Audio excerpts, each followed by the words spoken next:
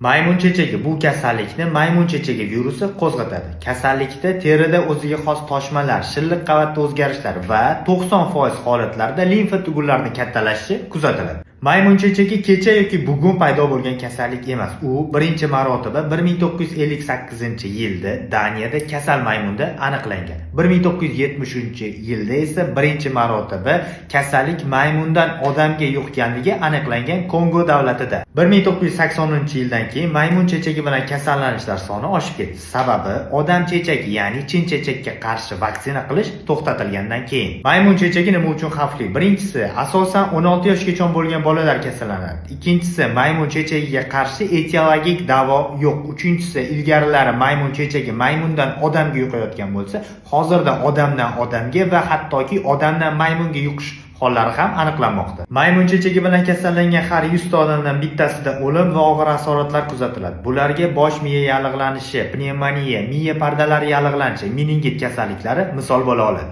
Maymun virusini turiga va vaksina olmaganligiga qarab, maymun virusidan o'lim va og'ir asoratlar rivojlanishi ko'payishi yoki bo'lmasam kamayishi mumkin.